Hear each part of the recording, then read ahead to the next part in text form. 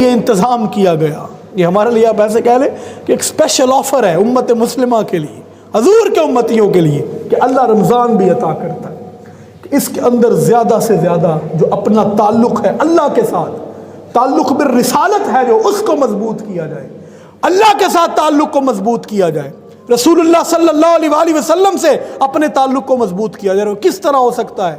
وہ قرآن کا دامن پکڑ کے ہو سکتا ہے۔ وہ کس طرح ہو سکتا ہے؟ وہ نمازیں پڑھ کے ہو سکتا ہے۔ وہ کس طرح ہو سکتا ہے؟ وہ عبادت کے ذریعے سے ہو سکتا ہے۔ معاملہ بڑا الگ ہے۔ وہاں پر ہم اس دنیا داری کے معاملے میں اگر کسی کو فائدہ دیں تو زیادہ پہنچا بھی سکتے ہو تو تھوڑا دیتا ہے، اس لیے ہم کہتے ہیں چلو اس کا کون سا کچھ لگ رہا ہے، تھوڑا ہی صحیح، اس کو فائدہ تو ہو رہا ہے، لیکن وہ اللہ تبارک و تعالی ہے، حضور کے سبب سے، توسل سے وہ دیکھیں حضور کے امتیوں کو فائدہ کتنا دیتا ہے، کسی شے کا ثواب کم نہیں کرتا، بلکہ کہتا ہے تم نفل پڑھو فرض کے برابر ثواب عطا کروں گا، فرض پڑھو گے 70 گنا بڑھا کر تمہیں ثواب عطا کر دوں گا۔ تو ہمیں اور کہاں جانے کی ضرورت ہے؟ اور پھر حضور نے فرمایا یہ جو مہینہ آ رہا ہے نا، اس میں جو بندہ کسی بندے کو کھانا کھلائے گا، پیٹ بھر کر کھانا کھلائے گا، اس کا روزہ افطار کرائے گا، اس کے بدلے میں اللہ اس بندے کو جنت عطا فرما دے گا۔ تو اس کے اوپر بعض صحابہ نے عرض کی نبی کریم صلی اللہ علیہ وآلہ وسلم تھے کہ کریم آقا صلی اللہ علیہ وآلہ وسلم کو جو کہیں گے وہ ہو جانا ہے، کیونکہ حضور شارع اسلام ہے، حضور جس بات کا حکم دے دیتے ہیں، اللہ تبارک و تعالی جس کو حلال کہتے ہیں حلال کر دیا جاتا ہے، جس سے منع فرماتے ہیں اس کو قیامت تک منع کر دیا جاتا ہے۔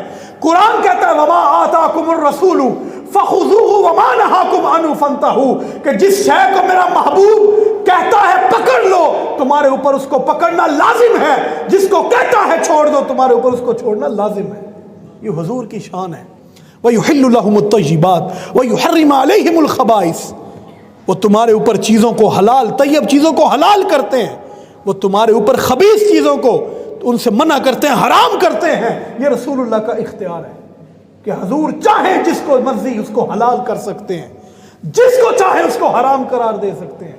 یہ جو بڑے لوگ باتیں کرتے ہیں نا کہ معاذ اللہ حضور کچھ نہیں کر سکتے، یہ مرد کے لیے سونا پہننا حرام ہے، ایسا ہے نا؟ قرآن کی کسی ایک آیت مبارکہ سے ثابت کر کے دکھائیں کہ پورے قرآن میں اللہ نے فرمایا ہو کہ مرد کے لیے سونا پہننا حرام ہے۔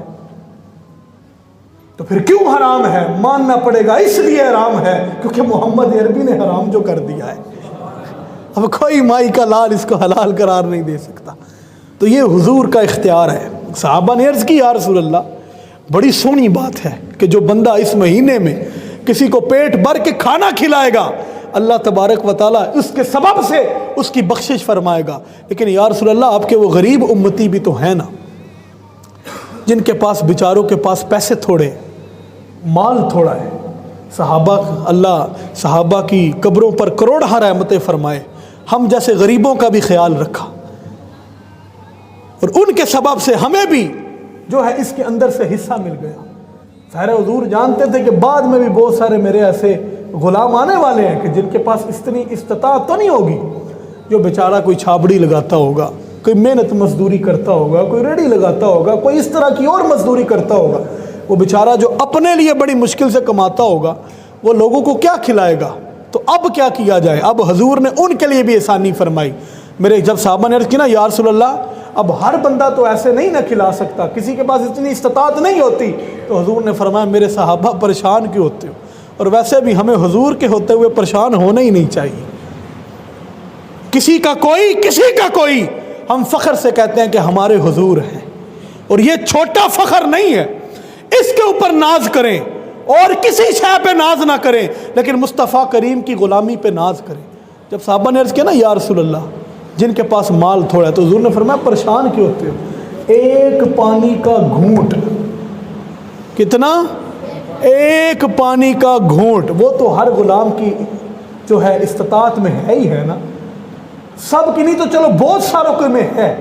ایک پانی کا گھونٹ یا ایک کھجور جو بندہ کسی کو کھلا کر اس کا روزہ افطار کروا دے گا، حضور نے فرمایا اس کے بدلے میں بھی اللہ اس کی بخشش فرما دے گا۔